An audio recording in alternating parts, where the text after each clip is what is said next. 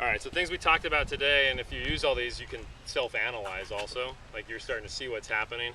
So knowing by looking at your divot which way your club was going, and then knowing where you were aimed, using alignment rods to know where you're actually aimed. So am I aimed the right direction? Is my divot going the right direction? Where did the ball end up in relation to that? Well, it started right and curved right.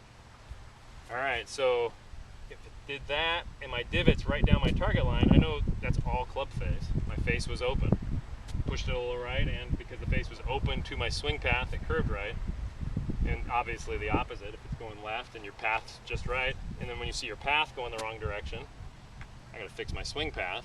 We talked about how you can do that by pausing a little more, keeping your right elbow a little closer, and not swinging with your arms, but throwing the club through the ball.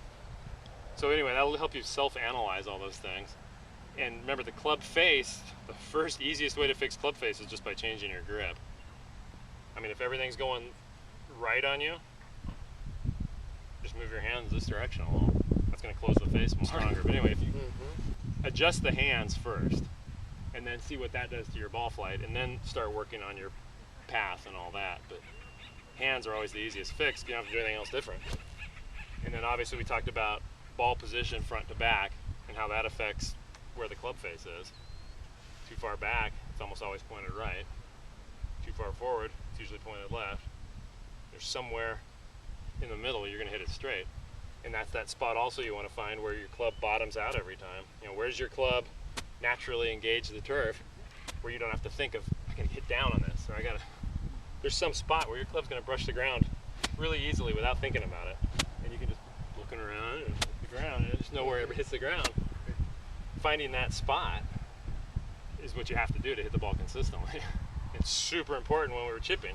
So anyway, that way you can self-analyze when you're up here hitting balls instead of just, I just got an email from Mickey Grove down in Lodi, and it's about their range program, and it said at the bottom, remember, practice makes perfect, which is a lie.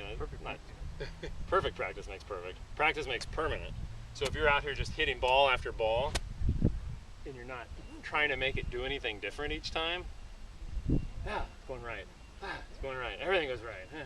Well, yeah, it does. You're doing the same thing every time. Of course, that's good. Definition of insanity. Right, hoping it'll just magically, no, okay, what do I need to do? So now you know, I gotta let that club turn over, and it'll stop going right. I gotta grip it a little lighter. I gotta, to get the